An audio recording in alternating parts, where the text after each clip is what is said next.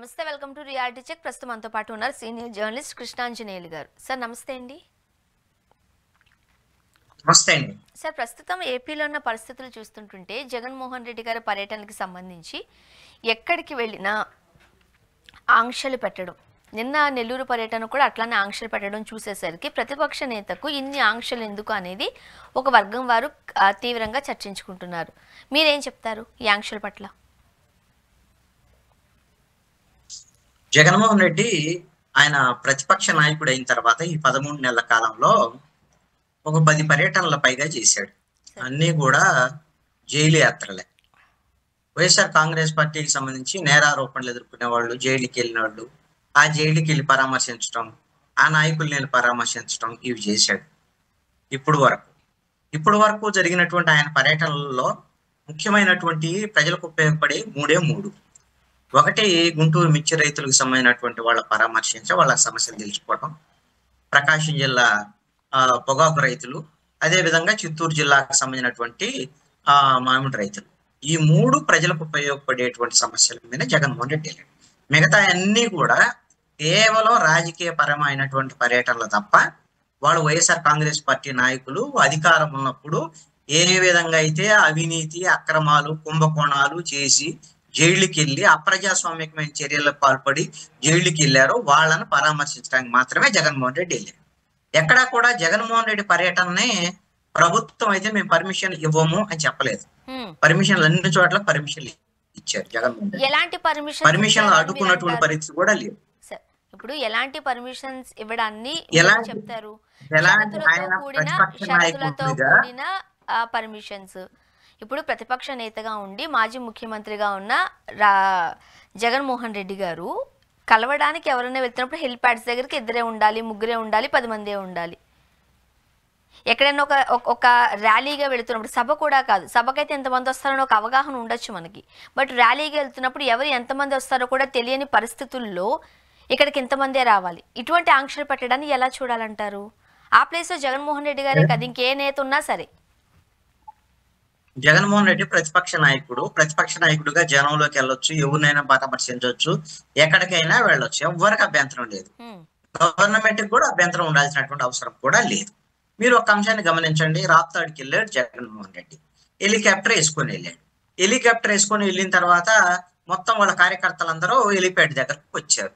Helicopter మొత్తం దెబ్బతిన్నది, windy shield మొత్తం దెబ్బతిన్నది, మొత్తం పోలీసులు భద్రత కల్పించలేదు అని చెప్పినటువంటి పరిస్థితి ఉంది. మరి ఇప్పుడు వాళ్ళందరినీ అదుపు చేయాలి అని అంటే జనం విపరీతంగా వస్తున్నారు జగన్మోహన్ రెడ్డికి, ఆయన చెప్తున్నాడు. మరి వచ్చినప్పుడు అదుపు చేయడానికి నిన్న మరి నెల్లూరు పోయినప్పుడు ఒక 2000 మంది పోలీసులను, 2500 మంది పోలీసులను పెట్టారు. పోలీసులను పెడితే జగన్మోహన్ రెడ్డి ఏమంటాడు? రాప్తాడులోనేమో పోలీసులు పెట్టలేదని అన్నారు, ఇక్కడేమో పోలీసులను పెడితేనేమో మీరు పోలీసులను ఎందుకు పెట్టారు, మా కార్యకర్తలు రాకుండా బెదిరించడానికి పెట్టారు అని అంటారు. పోలీసులు భద్రత కల్పించడానికి వస్తారు. ఒక ప్రతిపక్ష నాయకుడికి మొన్న ఏదైతే మామిడి రైతులు పరామర్శకు సంబంధించి వెళ్ళినటువంటి సందర్భంలో జనమందరూ గుమ్మిగూడటము, ఆయన నేరుగా ఆయన టచ్ చేయటము జగన్మోహన్ రెడ్డిని, ఇలాంటివన్నీ కూడా చేశారు. మరి భద్రత ఏమైనా ఇబ్బంది అయితే ఏర్పడుతుందేమో అనేటువంటి దాని మీద పోలీసులు చర్యలు తీసుకున్నారు. మీరు ఒక అంశాన్ని గమనించండి. జగన్మోహన్ రెడ్డి ముఖ్యమంత్రిగా ఉన్నప్పుడు, అప్పుడు ప్రతిపక్ష నాయకుడిగా ఉన్నటువంటి చంద్రబాబు నాయుడు కుప్పం వెళ్ళాలంటే, కుప్పం తన సొంత నియోజకవర్గం, మాజీ ముఖ్యమంత్రి, దానికి జగన్మోహన్ రెడ్డి వైఎస్ఆర్ కాంగ్రెస్ పార్టీ వాళ్ళు ఏం చేశారు? చంద్రబాబు నాయుడికి రోడ్ షో పర్మిషన్ ఇస్తారు, అదేవిధంగా ఒకవైపున వైఎస్ఆర్ కాంగ్రెస్ పార్టీ వాళ్ళు కూడా పర్మిషన్ ఇస్తారు. ఇద్దరు పోట్లాడుకునేటట్టు చేసి గందరగోళం చేసి కుప్పం కూడా చంద్రబాబు నాయుడు పోకుండా చేసినటువంటి పరిస్థితి గత 5 ఏళ్లలో ఉంది. అదే విధంగా పవన్ కళ్యాణ్ విశాఖపట్నం వెళ్తే ఎయిర్పోర్ట్ దగ్గర నుంచి బయటికి వెళ్ళటానికి, ఆయన సభ దగ్గరికి వెళ్ళటానికి అడ్డుకునేటువంటి పరిస్థితి ఉంది. వైఎస్ఆర్ కాంగ్రెస్ పార్టీకి సంబంధించిన కార్యకర్తలు ఘర్షణలు, ఆ తర్వాత పవన్ కళ్యాణ్ మీద కేసులు పెట్టాలి, ఇవన్నీ కూడా చూసాం. అదే విధంగా నారా లోకేష్ యువగళం పాదయాత్ర, కనీసం అతను స్టూల్ మీద నుంచొని కూడా మాట్లాడటానికి పర్మిషన్ ఇవ్వనటువంటి పరిస్థితులు, ఇవన్నీ ఉన్నటువంటి నేపథ్యంలో ఇప్పుడు జగన్మోహన్ రెడ్డి ఈ 13 నెలల కాలంలో ఏ పర్యటనకైనా పర్మిషన్ ఇవ్వనటువంటి పరిస్థితి ఉందా? పర్మిషన్లు ఇస్తున్నారు కదా. ఇది నేను అనుకుంటున్నాను జగన్మోహన్ రెడ్డి కృత్రిమంగా తనకి ఎక్కువ మంది జనం వస్తున్నారు అనేటువంటి విధంగా, అదే విధంగా ఈ ప్రభుత్వము నేను ప్రజల దగ్గరకు వెళ్ళాలి అని అంటే ఈ ప్రభుత్వం అడ్డుకుంటుంది అనేటువంటి విధంగా ఒక ప్రచారం చేయడానికి జగన్మోహన్ రెడ్డి చేస్తున్నటువంటి ఒక రాజకీయ పరమైనటువంటి వ్యూహం తప్ప ఇంకొకటి కానే కాదు అనేటువంటిది నా యొక్క ఆరోపణ. ఎందుకు అంటే అసలు జగన్మోహన్ రెడ్డి పర్యటన వల్ల ప్రజలకు ఒరి కొనగూడేది ఏంటి నేను అడుగుతున్నాను మిమ్మల్ని. జగన్మోహన్ రెడ్డి పర్యటన వల్ల ఎవరికైనా ప్రజలకు ఏమన్నా ఉపయోగం ఉందా? ఇప్పుడు ఈవీఎం పగలగొట్టాడు ఒక ఎమ్మెల్యేగా ఉన్నటువంటి మాజీ ఎమ్మెల్యే పిన్నెల్లి రామకృష్ణారెడ్డి. ఆయన వెళ్ళి నెల్లూరు జైల్లో ఉన్నప్పుడు జగన్మోహన్ రెడ్డి పరామర్శించారు. ఎమ్మెల్యేగా పనిచేసిన అతనికి పోలింగ్ బూత్లోకి వెళ్ళి ఈవీఎంలు పగలగొట్టకూడదని తెలియదా? అలాంటి నేరస్తులకు మీరు సపోర్ట్ చేస్తారా? అదే విధంగా వల్లభనేని వంశీ ఏం చేశాడు, ఆయన వ్యవహారం ఏంది, ఆయన దగ్గరికి వెళ్ళి జైలుకి వెళ్ళి పరామర్శించారు. అదే విధంగా ఇప్పుడు మిథున్ రెడ్డి, అదే విధంగా ఇంతకు ముందు వ్యవసాయ శాఖ మంత్రిగా పనిచేసినటువంటి నెల్లూరుకు సంబంధించినటువంటి మాజీ మంత్రి, వీళ్ళందరూ అధికారం ఉన్నప్పుడు కుంభకోణాలు చేసినటువంటి వాళ్ళు. నందిగాం సురేష్, అదే విధంగా నిన్న త్వరగా కిషోర్ మాచర్లకు సంబంధించినటువంటి వ్యక్తి, అతనికి బెయిల్ రావట్లేదని లబోదిబోని వైఎస్ఆర్ కాంగ్రెస్ పార్టీ వాళ్ళు చెప్పుకున్నారు. జగన్మోహన్ రెడ్డి పదే పదే చెబుతున్నాడు, అయ్యో మిథున్ రెడ్డిని అక్రమంగా అరెస్ట్ చేశాడు. మీకు కుంభకోణాలు చేసిన తర్వాత, అక్రమాలు చేసిన తర్వాత, అన్యాయాలు చేసిన తర్వాత, అవినీతి చేసిన తర్వాత అరెస్ట్ చేసి జైల్లో పెట్టకుండా ఏం చేస్తారు? వాళ్ళ పరామర్శించడానికి మీకు కావాల్సింది. జగన్మోహన్ రెడ్డి పర్యటనలో కేవలం రాజకీయ పర్యటనలు తప్ప 13 నెలల్లో ప్రజలకు ఉపయోగపడేటువంటి 3 పర్యటనలే, రైతులకు సంబంధించినటువంటి ఆ పర్యటనలు తప్ప ఇంకొకటి లేనే లేదు. ప్రభుత్వము ఒకవేళ అడ్డుకొని ఏం చేస్తే జగన్మోహన్ రెడ్డి వెళ్ళి ఏం చేస్తాడు నాకు అర్థం కాదు. వెళ్ళి పరామర్శించేది ఎవరైతే ఈ నేరారోపణ ఉన్నారో వాళ్ళ పరామర్శించినందువల్ల వచ్చే ఇబ్బంది కూడా ప్రభుత్వానికి ఏమీ లేదు. ఇప్పుడు అదే కదా, ఇప్పుడు జగన్మోహన్ రెడ్డి గారు వెళ్ళి పరామర్శిస్తున్నారు. చెప్పండి, జగన్మోహన్ రెడ్డికి జనం విపరీతంగా వస్తున్నారు అది ఇదని కూడా చాలా మంది వైఎస్ఆర్ కాంగ్రెస్ పార్టీ వాళ్ళు ప్రచారం చేస్తున్నారు. నేను ఒకటి అడుగుతాను, సిద్ధం సభలో జగన్మోహన్ రెడ్డి ముఖ్యమంత్రిగా ఉన్నప్పుడు ఎన్నికలకు ముందు సిద్ధం సభలు పెట్టాడు. అసలు లక్షల మంది, అసలు ఇసుకేస్తే రానంత జనం విపరీతంగా వచ్చారు. ఇంకేముంది, అసలు మాకు 151 నుంచి 175 వస్తాయని జగన్మోహన్ రెడ్డి అనుకున్నాడు. ఎన్ని వచ్చినాయి? 151 నుంచి 175కి పోవాలంటే 11 సీట్లు వచ్చినాయి. ఆ సమయంలో చంద్రబాబు నాయుడు సభలకి జనం లేక వెలబెల్లపోయినటువంటి పరిస్థితి ఉంది. 3 పార్టీలు కలిసిన తర్వాత సభలు కూడా సక్సెస్ అవ్వలేదేమో అన్నట్టు ఉన్నాయి. మరి తీరా వచ్చారు కల్లా వాళ్ళకి 164 సీట్లు వచ్చినాయి, ఇలా 11 సీట్లు వచ్చినాయి. ఈ సభల్లో జనం వచ్చి జనం అందరూ ఎగబడ్డంత మాత్రాన ఇప్పుడు జగన్మోహన్ రెడ్డి ఏమైనా ఎలక్షన్లు ఉన్నాయా? ఏం చేస్తాడు? జగన్మోహన్ రెడ్డి బాధ్యత ఏంటి? ఇప్పుడు ప్రతిపక్ష నాయకుడిగా ప్రజల సమస్యల మీద పోరాడాలి, మాట్లాడాలి, అది చేయాలి. ఇప్పుడు ఈ ఆంక్షల పేరుతో పోలీసుల హెరాస్మెంట్ చేస్తున్నారు అనేది కూడా వైసీపీ వాళ్ళ ఆరోపణగా మనం చూస్తూ ఉన్నాం. ఇప్పుడు పోలీసులు అధికారంలో ఎవరుంటే, అది ఏ గవర్నమెంట్ అయినా సరే, వైసీపీ గవర్నమెంట్ ఉంటే వాళ్ళ మాట వినాలి, కూటమా లేకపోతే టీడీపీ అధికారంలో ఎవరుంటే వాళ్ళ మాట వినాల్సిన పరిస్థితి ఇక్కడ అధికారుల మీద కనిపిస్తూ ఉన్నప్పుడు ఇప్పుడు పోలీసులు చాలా హెరాస్మెంట్గా బిహేవ్ చేస్తున్నారు, హెరాస్ చేస్తున్నారంటూ కూడా ఆరోపిస్తున్నారు. మీరేమంటారు పోలీసుల పనితీరుకు సంబంధించి?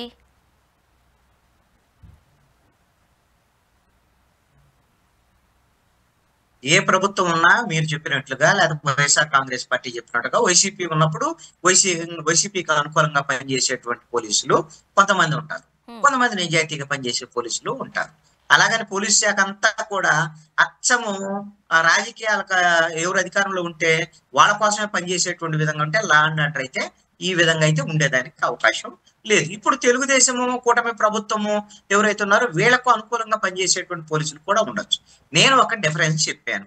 ఆ రోజున చంద్రబాబు నాయుడు పర్యటనలు కానీ, పవన్ కళ్యాణ్ పర్యటనలు కానీ, నారా లోకేష్ పర్యటనలకు కానీ నేరుగా ప్రభుత్వమే, పోలీసులే అడ్డుకునేటువంటి ప్రయత్నం చేశారు. ఇప్పుడు జగన్మోహన్ రెడ్డి పర్యటనలకి ఎక్కడా కూడా అనుమతులు ఇవ్వము అని పరిస్థితి లేదు. పోలీసులు అనుమతులు ఇస్తున్నారు. అయ్యా ఎందుకు మీకు జనం వస్తున్నారు, తొక్కిసలాట వస్తుంది. అదే విధంగా జగన్మోహన్ రెడ్డి భద్రత విషయంలో కూడా మీకు ఏదో ఆయన ప్రాణహాని ఉంది అనేటువంటి దాని మీద వీళ్ళు కేంద్ర ప్రభుత్వాన్ని అడగటము, జగన్మోహన్ రెడ్డికి సంబంధించినటువంటి వాళ్ళు వీళ్ళన్నీ కూడా జరిగాయి కదా. ఈ నేపథ్యంలో ఆయన భద్రతకు సంబంధించినటువంటి విషయంలో పోలీసులు కొంచెం ఎక్కువ జాగ్రత్తలు తీసుకున్నటువంటి పరిస్థితి ఉందని నేను భావిస్తున్నాను. ఓకే, అండ్ మరొక సబ్జెక్ట్ మాట్లాడితే ప్రస్తుతానికి చంద్రబాబు నాయుడు గారు, లోకేష్ గారు సింగపూర్ పర్యటనలో ఉన్నారు. ఎందువల్ల పర్యటన గల సారాంశం ఏమంటారు, కారణాలు ఏమంటారు మీరు? ఇప్పుడు ముఖ్యమంత్రి అదే విధంగా మంత్రులు ఈ రాష్ట్రంలో పెట్టుబడులకు సంబంధించినటువంటి వ్యవహారము, అదే విధంగా రాజధాని సంబంధించినటువంటి విషయంలో సింగపూర్ కు సంబంధించినటువంటి సంస్థల సాంకేతిక సహకారం వీటిని తీసుకోవడం కోసము వీళ్ళందరూ కూడా ప్రభుత్వం తరపున సింగపూర్కి వెళ్ళినటువంటి పరిస్థితి. సింగపూర్ లో ఏ ఏ సంస్థలతో మాట్లాడారు, ఏ సంస్థల నుంచి వీళ్ళు ఎంఓఎస్ కు సంబంధించినటువంటి ప్రయత్నాలు చేశారు, ఏమిటి అనేటువంటి అంశం పూర్తిగా కూలంకుషంగా ముఖ్యమంత్రి చంద్రబాబు నాయుడు ఒక ప్రెస్ మీట్ పెట్టి బహిరంగ పరచాల్సినటువంటి అవసరం అయితే ఉంది, ప్రజలకు తెలియజేయాల్సినటువంటి అవసరం అయితే ఉంది. ఖచ్చితంగా ఇతర దేశాలకు వెళ్ళి ఈ మన దేశంలో పెట్టుబడుల కోసం పారిశ్రామికవేత్తలందరినీ కూడా ఆహ్వానించడం అనేటువంటిది అన్ని ప్రభుత్వాలు చేయాల్సినటువంటి బాధ్యత. దాంట్లో భాగంగానే ఆంధ్రప్రదేశ్ ముఖ్యమంత్రి చంద్రబాబు నాయుడు అదే విధంగా మంత్రి మండలి వీళ్ళందరూ కూడా సింగపూర్కి వెళ్ళినటువంటి పరిస్థితి ఉంది. ఇప్పటికీ దానికి సంబంధించినటువంటి విషయంలో ఎవరెవరితో సంప్రదింపులు జరిపారు ఏంటి అనేటువంటిది ఇంకా పూర్తి స్థాయిలో వెల్లడించలేదు. కాబట్టి వెల్లడించిన తర్వాత ఏ సంస్థలు వస్తాయి ఏంటి, ఎంఓయూలు ఏమైనా కుదుర్చుకున్నారనే దానికి తెలిసేదానికి అవకాశం ఉంటుంది. అయితే అక్కడికి వెళ్ళొచ్చిన తర్వాత చంద్రబాబు నాయుడు కానీ నారా లోకేష్ కానీ మాట్లాడినటువంటి మాటలు కొన్ని అభ్యంతరకరమైన మాటలు. అవేంటి అంటే ఈ రాష్ట్ర ఇమేజ్, బ్రాండ్ ఇమేజ్ ని దెబ్బతీసేటువంటి విధంగా వైఎస్ఆర్ కాంగ్రెస్ పార్టీ ప్రభుత్వం ఉన్నప్పుడు 5 ఏళ్ళు బ్రాండ్ ఇమేజ్ ని దెబ్బతీశారు. కాబట్టి ఆ బ్రాండ్ ఇమేజ్ ని మేము పెంపొందించడానికి ప్రయత్నం చేస్తున్నాం అనేటువంటి విధంగా మాట్లాడుతున్నటువంటి పరిస్థితి. ఇది అభ్యంతరకరమైనటువంటి వ్యాఖ్యగా నేను అనుకుంటున్నాను. ఎందుకు ఈ మాట్లాడుతున్నానంటే వైసీపీ ప్రభుత్వం ఉన్నప్పుడు పరిశ్రమలు ఇక్కడ తీసుకొచ్చేటువంటి ప్రయత్నాలు కానీ ఇవన్నీ కానీ అంత సీరియస్ గా అభివృద్ధి వైపు దృష్టి సారించినటువంటి పరిస్థితులు లేని మాట నిజమే, దానికి ఎవరూ కాదనలేనటువంటి విషయం. కానీ 5 ఏళ్ళు వైఎస్ఆర్ కాంగ్రెస్ పార్టీ ఉంది, అప్పుడు పరిశ్రమలు రాలేదు. ఇప్పుడు వాళ్ళ ప్రభుత్వం వద్దు అని ప్రజలు ఇప్పుడు చంద్రబాబు నాయుడు ముఖ్యమంత్రిగా అదే విధంగా కూటమిని 164 సీట్లు ఇచ్చి ఎన్నుకున్నారు. ఎన్నుకున్న తర్వాత ఎవరు బ్రాండ్ చూసి రాష్ట్రానికి పరిశ్రమలు వస్తాయి? ఇప్పుడు ఎవరైతే ప్రభుత్వంలో వాళ్ళ బ్రాండ్ చూసి పరిశ్రమలు వస్తాయి. ఇప్పుడు చంద్రబాబు నాయుడు ముఖ్యమంత్రిగా ఉండడం అనుభవం ఉంది, లేకపోతే ఈ రాష్ట్రంలో మిగతా ఎవరైతే పారిశ్రామికవేత్తలు వస్తారో వాళ్ళకు ప్రోత్సహించేటువంటి విధంగా సహకారం ఉంటుంది అనుకుంటే ఖచ్చితంగా వచ్చేదానికి అవకాశం. అంతేగాని జగన్మోహన్ రెడ్డి వల్ల మాకు రావటం లేదు అని చెప్పేటువంటి మాటలన్నీ కూడా కుంటి సాకులు మాత్రమే. మీ ఇమేజ్ను బట్టే, మీరిచ్చేటువంటి భరోసాను బట్టే ఖచ్చితంగా ఏదైనా పరిశ్రమలు ఆంధ్రప్రదేశ్కి వచ్చేదానికి అవకాశం ఉంటుంది. ఒకవేళ అలా తీసుకురాలేనటువంటి పరిస్థితి ఉంటే ఈ ప్రభుత్వం ఫెయిల్ అయినట్టుగా భావించాల్సి ఉంటుందని మాత్రం నేను చెప్పగలను. ఓకే, మరీ ముఖ్యంగా మొన్న ఒక ఆరోపణ మనం చూసాం. సింగపూర్ కంపెనీల దగ్గర నుంచి జగన్మోహన్ రెడ్డి గారు కాస్త లంచం అడిగారు కాబట్టే కంపెనీకి సంబంధించిన వాళ్ళందరూ వెనక్కి వెళ్ళిపోయారు అంటూ కూడా ఒక ఆరోపణ మనం ఆంధ్రప్రదేశ్లో చూసాం. మీరేమంటారు? అలా జరిగి ఉండే అవకాశం ఉంది అంటారా? అందువల్లనే సింగపూర్ కంపెనీలు వెనక్కి వెళ్ళిపోయాయా? ఇప్పుడు ఏ కంపెనీలు వచ్చినా సరే, ఎవరైతే అధికారంలో ఉన్నా సరే, అధికారంలో ఉన్నటువంటి వాళ్ళు కంపెనీలకు సంబంధించినటువంటి వ్యవహారంలో ఆయా కంపెనీలు ఆంధ్రప్రదేశ్ లో పెట్టుబడులు పెట్టడానికి వాళ్ళకి అవసరమైనటువంటి భూముల్ని అదే విధంగా మౌలిక వసతులకు సంబంధించినటువంటి విషయంలో ప్రభుత్వం వైపు నుంచి సహకారం అందించడానికి ఆయా పెట్టుబడులు పెట్టినటువంటి వాళ్ళ దగ్గర నుంచి కమిషన్లు తీసుకునేటువంటి సంస్కృతి రాజకీయాల్లో ఉంది. అన్ని రాజకీయ పార్టీలు అధికారంలో ఉన్నప్పుడు కాంట్రాక్టర్ల దగ్గర నుంచి, పెట్టుబడుల దగ్గర నుంచి, పారిశ్రామికవేత్తల నుంచి ఈ విధంగా కమిషన్లు తీసుకునేటువంటి పార్టీలే. అది డైరెక్ట్ గా కానీ ఇండైరెక్ట్ గా కానీ అన్ని పార్టీలు, ఏ పార్టీ కూడా శుద్ధపోసు కాదు. బీజేపీ దగ్గర నుంచి ఆంధ్రప్రదేశ్ లో మొన్న అధికారంలో ఉన్న వైసీపీ, ఇప్పుడు అధికారంలో ఉన్న తెలుగుదేశము, జనసేన, బీజేపీ, మిగతా అన్ని కాంగ్రెస్ ప్రతిపక్షంలో ఉన్నటువంటి జాతీయ స్థాయిలో ఉన్న కాంగ్రెస్, అన్ని పార్టీలు ప్రత్యక్షంగానో పరోక్షంగానో పారిశ్రామికవేత్తల నుంచి కమిషన్లు అదే విధంగా ఆయా రాజకీయ పార్టీలకు విరాళాల రూపంలో తీసుకునేటువంటి వాళ్లే. ఈ విషయంలో జగన్మోహన్ రెడ్డి శుద్ధపోస కాదు, ఇప్పుడు చంద్రబాబు నాయుడు కూడా శుద్ధపోస కానే కాదు. అయితే ఆ విధంగా ఎవరైనా కమిషన్లు అడిగితేనో లేకపోతే లంచాలు అడిగితేనో బెదిరిపోయారు అనేటువంటిది ఆయా కంపెనీలు ప్రకటిస్తే మనము దాని మీద అనుకోవాలి తప్ప ఇది రాజకీయ పరమైనటువంటి విమర్శ కింద మాత్రమే చూడాల్సి ఉంటుంది అని నేను అనుకుంటున్నాను. అలాగే ఎవరైనా కంపెనీలు వాళ్ళు ఆరోపించారు అనుకోండి, దాని మీద ఏమిటి అనేటువంటి దాని మీద ఖచ్చితంగా మనం చర్చించేదానికి అవకాశం ఉండదు. గతంలో కియా పరిశ్రమకు సంబంధించినటువంటి విషయంలో కియా పరిశ్రమ 2014 నుంచి 19 మధ్యలో కూటమి ప్రభుత్వం, అప్పుడు తెలుగుదేశం, బీజేపీ, జనసేన మద్దతుతో ఉన్నటువంటి ప్రభుత్వం ఆ టైంలో వచ్చింది. ఆ సమయంలో ఆ తర్వాత 2019లో అధికారంలో వచ్చినటువంటి వైఎస్ఆర్ కాంగ్రెస్ పార్టీ కియాకి సంబంధించినటువంటి వాళ్ళని బెదిరించారు, వాళ్ళని వెళ్ళిపోమన్నారు, ఇలాంటివన్నీ కూడా కొన్ని ఆరోపణలు వచ్చాయి. అప్పుడు ఎంపీ ఉన్నటువంటి మాధవ్ విషయంలో కూడా నేరుగా కియా యజమానులను బెదిరించినటువంటి ఆరోపణలు ఇవన్నీ కూడా చూసాం. ఇప్పుడు నిన్న మొన్న నేను పేపర్లో చూశాను, కియాకి సంబంధించినటువంటి సంస్థ దగ్గర ఒక మంత్రి అనుచరులు అందరూ కూడా అక్కడ ఉండేటువంటి సంబంధించినటువంటి ఆ కియా అనుబంధం ఉండే సబ్ కాంట్రాక్టర్లు మాకే ఇవ్వాలి అనేటువంటి విధంగా బెదిరింపులకు దిగుతున్నారు. అంటే రాజకీయ నాయకులు ఏ పార్టీ అధికారంలో ఉన్నా సరే ఆయా మంత్రులు లేదా ప్రభుత్వంలో ఉండేటువంటి వాళ్ళు పారిశ్రామికవేత్తలను బెదిరించటమో లేకపోతే వాళ్ళని మాట్లాడుకొని కమిషన్లు తీసుకోవటమో ఏదైనా సరే ఇవన్నీ జరుగుతున్నాయి. ఇది మంచి సంప్రదాయం కాదు. అది ఏ ప్రభుత్వంలో ఉన్నా సరే ఎవరు చేసినా సరే తప్పు. ఎందుకంటే అలాంటి రాష్ట్రాలకి పారిశ్రామికవేత్తలు రావడానికి ఇంట్రెస్ట్ చూపించరు. ఈ విధంగా ఎక్కడా కూడా పారిశ్రామికవేత్తలకు వేధింపులు ఉండకూడదు. విరాళాలు ఇవ్వటం అనేది పారిశ్రామికవేత్తలు విరాళాలు ఇవ్వటం అనేది సహజమైనటువంటి అంశం. అది ఆమోదయోగ్యమైనటువంటి విరాళాల వరకు మాత్రమే దాన్ని ప్రజలు ఆమోదించేదానికి అవకాశం ఉంటుంది. మీరు బెదిరిస్తే పరిశ్రమలు రాలేదనుకోండి, అల్టిమేట్ గా ఎవరికి నష్టం? రాష్ట్రానికి నష్టం. అది వైసీపీ హయాంలో జరిగినా ఇప్పుడు ప్రభుత్వ హయాంలో జరిగినా సరే పరిశ్రమలు రాలేదనుకోండి, పెట్టుబడులు రాలేదనుకోండి, డెవలప్మెంట్ ఉండదు. ఇప్పుడు నారా లోకేష్ ఏం చెప్తున్నాడు పదే నేను 20 లక్షల ఉద్యోగాలు కల్పన అనేది మా ప్రభుత్వం యొక్క లక్ష్యం, అనేక పరిశ్రమలు తీసుకొస్తున్నామని చెప్తున్నాడు. ఇప్పుడు 13 నెలల్లో అయితే అన్ని కూడా ఈ పరిశ్రమలతో మాట్లాడటం వ్యవహారం ఇవన్నీ జరుగుతున్నాయి తప్ప ఇంకా పరిశ్రమలు పెట్టి ఉద్యోగ ఉపాధి అవకాశాల కల్పన అనేది ఇంకా పూర్తి స్థాయిలో ఒక ట్రాక్ ఎక్కినటువంటి పరిస్థితి అయితే కనపడటం లేదు. కాబట్టి పారిశ్రామికవేత్తలకు ఒక మంచి వాతావరణం ఉండేటువంటి విధంగా ఆ విధమైనటువంటి మౌలిక వసతుల కల్పన, పారిశ్రామికవేత్తలకు ఇబ్బందులు లేనటువంటి పరిస్థితులు ఆంధ్రప్రదేశ్ లో కల్పించాల్సినటువంటి బాధ్యత ఇప్పటి ప్రభుత్వం మీద ఉంటుంది. అంతేగాని వైసీపీ ప్రభుత్వం మీద సాకులు చెప్పి వాళ్ళు బ్రాండ్ ఇమేజ్ చెడగొట్టారు అందుకనే పరిశ్రమలు రావలేట్లేదని చెప్పేటువంటి మాటలు మాత్రం కేవలం కుంటి సాకులు మాత్రమే. అప్పట్లో జగన్మోహన్ రెడ్డి గారి ప్రభుత్వం అధికారంలో ఉన్నప్పుడు భూములకు సంబంధించి అందరికీ దారాదత్తం చేస్తున్నారు అంటూ అప్పుడు చంద్రబాబు నాయుడు గారు వీళ్ళు పెద్ద ఎత్తున ఆరోపణలు చేసిన నేపథ్యంలో ఇప్పుడు 99 సంవత్సరాలకి ఒక లీజ్ అగ్రిమెంట్ అంటున్నారు, 99 పైసలు అంటున్నారు. ఇప్పుడు భూములను దారాదత్తం చేయడం అంటారా, వాళ్ళకి కావాలని ఇవ్వడం అంటారా, ప్రభుత్వం ఉద్దేశపూర్వకంగా ఇవన్నీ చేస్తుంది అనుకోవాలా? ఇప్పుడు ఎట్లా చూస్తారు మీరు ఈ ఇష్యూని? ఏ రాష్ట్రంలో అయినా సరే పారిశ్రామికవేత్తలకి వాళ్ళకి అవసరమైనటువంటి భూమిని అదేవిధంగా మౌలిక వస్తువుల కల్పన చేయటం అనేటువంటిది ప్రభుత్వం యొక్క బాధ్యత. అప్పుడే పారిశ్రామికవేత్తల్ని మనం అట్రాక్ట్ చేయడానికి అవకాశం ఉంటుంది, మన రాష్ట్రం వైపు వస్తారు. మన రాష్ట్రం అలాంటి అవకాశాలు ఇవ్వలేదనుకో ఇంకొక రాష్ట్రానికి వెళ్తారు. కాబట్టి జగన్మోహన్ రెడ్డి ప్రభుత్వంలో భూములు ఇచ్చినా ఇప్పుడు ప్రభుత్వంలో భూములు ఇచ్చినా దాన్ని ఎవరో తప్పు పట్టడం లేదు, తప్పు పట్టాల్సినటువంటి అవసరం కూడా లేదు. అయితే ఆయా పరిశ్రమలకు సంబంధించినటువంటి వాళ్ళకి పూర్తి స్థాయి ఆ పరిశ్రమలు పెట్టేటువంటి శక్తి సామర్థ్యాలు ఉన్నాయా లేవా, వాళ్ళు ఉద్యోగాల కల్పన చేయగలరా లేదా, ఇవన్నీ అంచనా వేసుకొని ఆ విధంగా వాళ్ళకు భూ కేటాయింపులు చెయ్యాలి.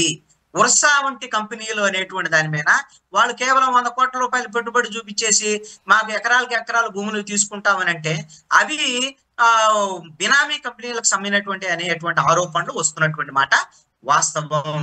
కానీ భూములు ఇవ్వటాన్ని, లీజుకి ఇవ్వటాన్ని మనం తప్పు పట్టాల్సినటువంటి అవసరం లేదు. ఎందుకంటే ఒక కంపెనీకి ఏదైనా పారిశ్రామికవేత్తకి ఒక కంపెనీకి లీజు రూపేణ అది 33 సంవత్సరాలు, 66 సంవత్సరాలు, 96 సంవత్సరాలు ఇచ్చారనుకోండి, 99 సంవత్సరాలకు ఇస్తే ఆయా కంపెనీలు వాళ్ళు ప్రభుత్వంతో చేసుకున్నటువంటి ఒప్పందానికి అనుగుణంగా ఇక్కడ పెట్టుబడులు పెట్టి పరిశ్రమని ఏర్పాటు చేసి ఉద్యోగ ఉపాధి అవకాశాలు కల్పించి ఆ చేసినప్పుడు మాత్రమే ఆ భూమి వాళ్ళ దగ్గర ఉంటుంది.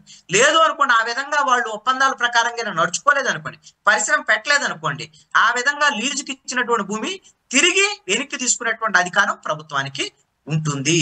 కానీ ఇప్పుడు టీసీఎస్ విషయంలో జరిగినటువంటి విషయం ఏంటంటే టీసీఎస్ కి భూమి అనేటువంటిది కేవలం 95 పైసలకే మేము భూమిని కేటాయిస్తున్నాం అనేటువంటి విధంగా చేస్తే అది సోల్డ్ అవుట్ కింద అమ్మకానికి, అంటే వాళ్ళ భూమిని ఆఫర్ చేసాం మేము అనేటువంటి దాన్ని వాళ్ళు జీవోలో మెన్షన్ చేయటం అనేటువంటి అంశాన్ని ఎవరైతే జై భీమరావు భారత్ పార్టీకి సంబంధించినటువంటి ఆయన అధ్యక్షుడు జడా శ్రవణ్ కుమార్ దాని మీద ఛాలెంజ్ చేసినటువంటి పరిస్థితి మనం చూసాం. కోర్టులో ప్రస్తావన వచ్చింది. హైకోర్టు ఏమడిగింది, మీరు భూములు డెవలప్మెంట్ కోసం ఎవరికైనా పారిశ్రామికవేత్తలకు ఇవ్వండి, కానీ కేవలం సోల్డ్ అవుట్ మేము ఇంకా మీకు అమ్మేస్తున్నాం ఇంకా అనేటువంటి విధంగా మేము మీకు సేల్ డీడ్ చేస్తాం అనే ఒప్పందాలు ఏ పరిశ్రమతో మీరు చేసుకోవద్దు.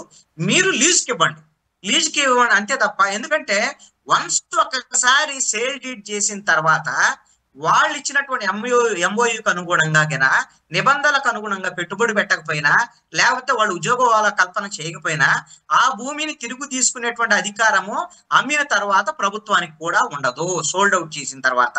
కాబట్టి ఆ విధంగా సోల్డ్ అవుట్ అనేటువంటి దాన్ని మాత్రమే అబ్జెక్ట్ చేశారు జడా శ్రవణ్ కుమార్ గాని, జై భీమరావు పట్టి గాని. లీజు అనేటువంటి దాని మీద ప్రభుత్వం చెప్పింది మేము టీసీఎస్ కి లీజుకే ఇచ్చామని. ఇంకా లీజుకే ఇచ్చిన తర్వాత సమస్య ఉంది. ఇంకా ఇప్పుడు కాగ్నిజెంట్ కానివ్వండి, మిగతా పరిశ్రమలకు కానీ ఎవరికైనా సరే లీజుకి ఇవ్వటం అనేటువంటిది ఇప్పుడు ఏదైతే 2023 ఏపీఐఐసి ఏదైతే నిబంధనలను రూపొందించిందో దానికి అనుగుణంగా లీజుకి ఇవ్వటాన్ని ఎవరు అభ్యంతరం పెట్టాల్సినటువంటి అవసరం కూడా లేదు అనేటువంటిది నాకు. సార్ నెక్స్ట్ ఇప్పుడు లిక్కర్ స్కామ్ అనేది ఏపీలో ఎంత సంచలనంగా మారిందో మనకు తెలిసింది. అండ్ మనం చూసాం రాజకేశ్ రెడ్డి గారు ఈరోజు జడ్జి ముందు కన్నీళ్లు కూడా పెట్టుకున్నారు. సో ఆయన వర్షన్ చెప్తున్నారు, 11 కోట్లకి సంబంధించి నన్ను ఇరికిస్తున్నారు, నాకు సంబంధం లేదు, కావాలని అనుకుంటే ఆ నోట్లు ఎప్పుడు ముద్రణ జరిగింది అనేది మీరు యూ కెన్ చెక్అవుట్ అంటున్నారు. మీరేం చెప్తారు రాజుగారి ఆ వ్యాఖ్యల పట్ల? ఇప్పుడు రాజకేశ్ రెడ్డి కన్నీళ్లు పెట్టుకున్నంత మాత్రాన ఆయనేమి ఇప్పుడు నిర్దోషిగా అని అనుకోవాల్సినటువంటి అవసరం లేదు. అలాగని సిట్టు వాళ్ళు ఆరోపణ చేసి ఆయన మొత్తం మొత్తం అతనే కీలక సూత్రధారి అని వాళ్ళు నేరారోపణ చేశారు. రేపు పొద్దున సిట్టు ఆరోపణల్ని నిరూపించాలి. ఇవన్నీ కోర్టు తేల్చాల్సినటువంటి అంశాలు. ఇప్పుడు ఏదైతే 11 కోట్లకు సంబంధించి దొరికినటువంటి అంశాలు ఉన్నాయో అవి ఈ లిక్కర్ స్కామ్ కి సంబంధించినటువంటి అని సిట్టు ఆరోపణ చేస్తున్నటువంటి నేపథ్యం. కాసేపు రాజకేశ్ రెడ్డి ఒక సూచన చేశారు కోర్టుకి, ఆయన విజ్ఞప్తి చేశారు. ఆ నోట్లకు సంబంధించినటువంటి నంబర్లు, అదే విధంగా వాటి ఫోటోగ్రాఫ్లు సంబంధించినటువంటి మొత్తం కూడా ఏసీబీ కోర్టు చాలా స్పష్టంగా చెప్పినటువంటి పరిస్థితి. సిట్టు కూడా ఆదేశాలు జారీ చేసింది.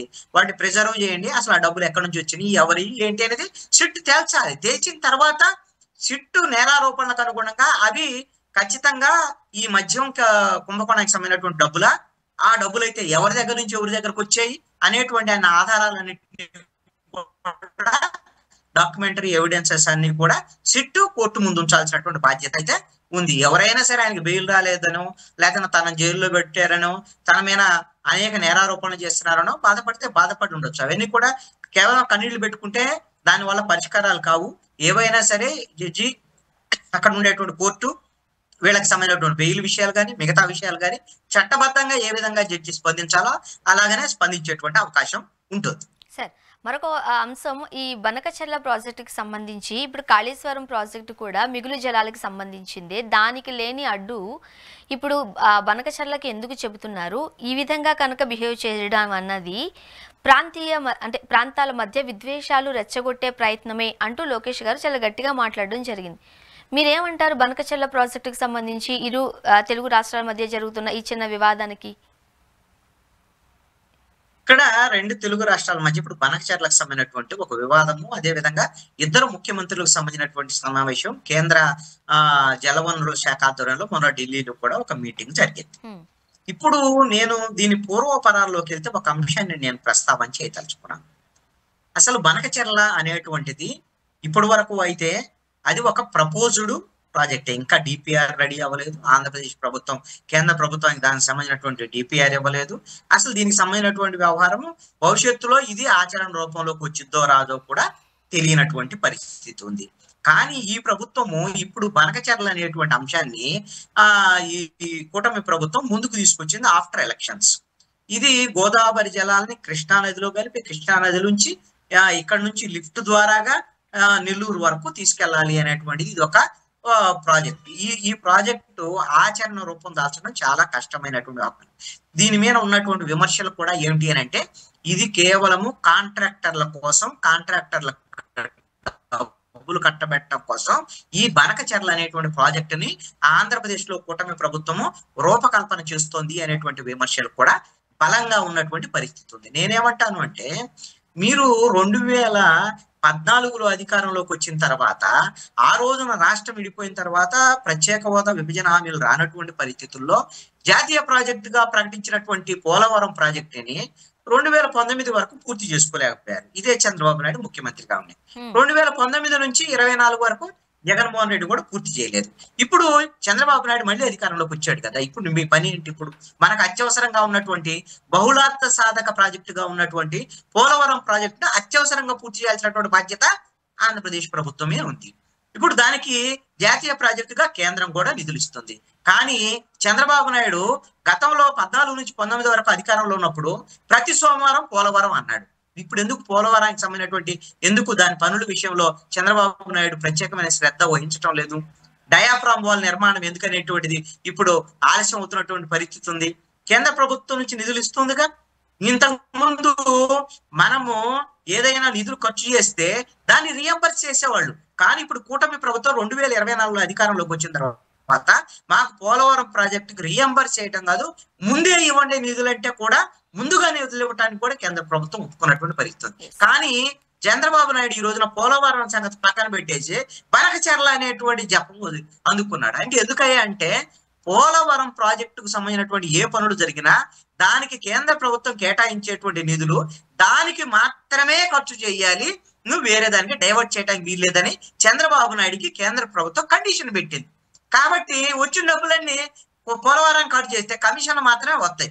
ఇప్పుడు అదే బనకచెర్ల అనుకోండి, బనకచెర్లని ఓకే చేస్తున్నాం మన కేంద్ర ప్రభుత్వం దగ్గరికి వెళ్ళి, అదే లేదు బనకచెర్లకు సంబంధించి కాంట్రాక్టర్ల దగ్గర నుంచి ఇప్పుడు డబ్బులు దండుకునేటువంటి ప్రయత్నాలు ఈ ప్రభుత్వం వైపు నుంచి జరుగుతున్నాయి అనేటువంటి అనుమానాలు కూడా ఉన్నాయి. ఇప్పుడు మీరు తెలంగాణలో కేసీఆర్ ప్రభుత్వం ఉన్నప్పుడు ఆ రోజు టీఆర్ఎస్ ప్రభుత్వం కూడా కాళేశ్వరం ప్రాజెక్టు కాంట్రాక్టర్ల కోసమే కట్టిందంటే ఇప్పుడు మొత్తం విచారణలో వస్తున్నటువంటి విషయాలన్నీ కూడా మనం చూస్తున్నాం కదా. ఇది మరో కాళేశ్వరం లాంటిది బనకచెర్లకు కూడా. ఈ రెండు పార్టీలు అక్కడ అధికారంలో ఉండేటువంటి కాంగ్రెస్ అయినా లేదు అంటే అక్కడ అధికారంలో కోల్పోయినటువంటి బీఆర్ఎస్ అయినా ఇప్పుడు అక్కడ బనకచెర్ల గురించి వాళ్ళు తెలంగాణ వాళ్ళు మాట్లాడుతున్నారు. ఎందుకయ్యా అంటే ఇది రాజకీయంగా ఆంధ్రప్రదేశ్ సంబంధించినటువంటి చంద్రబాబు నాయుడు ఆంధ్రప్రదేశ్ లో బనకచెర్ల కడుతున్నాడు, ఇది తెలంగాణ ప్రజలకు నష్టం అని మాట్లాడటం ద్వారా రెండు ప్రాంతాల మధ్య విద్వేషాలు రెచ్చగొట్టి రాజకీయ లబ్ధి పొందాలని చూసేటువంటి వాళ్ళు ఎవరున్నారంటే బీఆర్ఎస్. ఎందుకంటే వాళ్ళు ప్రాంతీయ విద్వేషాలతో అప్పుడు టీఆర్ఎస్ ను పెట్టి అధికారం వచ్చిన తర్వాత ఏం జరిగింది, 9.5 సంవత్సరాలు పరిపాలించి అట్లప్ అయిన తర్వాత ఘోరంగా ఓడిపోయారు. ఇప్పుడు మళ్ళీ కూడా రేపొద్దున అధికారంలోకి రావాలి అని అంటే ఈ విధమైనటువంటి ప్రాంతీయ విభేదాలు రెచ్చగొట్టాలనేటువంటి ప్రయత్నాల్లో బీఆర్ఎస్ ఉన్నటువంటి ప్రయత్నం. అసలు ఆలులే సూలు లేదు, ఇక్కడ బనకచెర్లే లేదు. ఇంకా అక్కడ తెలంగాణ వాళ్ళు ఆందోళన చెందాల్సిన విషయం కాదు. వాళ్ళేమి ఇక్కడేదో మొత్తం గోదావరి నీళ్లు కృష్ణా నీళ్ళని తీసుకుపోతున్నారు అనేటువంటి దాన్ని ఆందోళన చెందాల్సిన పరిస్థితులు అయితే లేవు. కేంద్ర ప్రభుత్వం పూర్తి స్థాయిలో ఎవరి హక్కులకు అనుగుణంగా రెండు తెలుగు రాష్ట్రాలకి గోదావరి గాని కృష్ణా జలాలకు సంబంధించినటువంటి పంపిణీ చేసేదానికి అవకాశం ఉంటది. ఈ బనకచెర్ల కేవలం ఊహాజనితమైనటువంటి ప్రాజెక్టు. ఇది భవిష్యత్తులో కూడా ఇది ఆచరణలోకి వచ్చేటువంటి అవకాశం ఉండకపోవచ్చు అని నేను అనుకుంటున్నా. ఇది ఒకవేళ ఆచరణలోకి వచ్చినా అది ప్రజలకు ఉపయోగపడేది కాదు, కాంట్రాక్టర్లకు డబ్బులు దోచిపెట్టేదానికి తప్ప ఇంకొకటి కానే కాదు అనేటువంటి ఆరోపణ మాత్రం బలంగా ఉంది. చూద్దాం sir. Thank you so much అండి కృష్ణాంజనేయులు గారు, మీ అభిప్రాయాలు మాతో పంచుకున్నారు. థ్యాంక్ యూ వెరీ మచ్ అండి. ఇది వాటి రియాలిటీ చెక్. Stay tuned.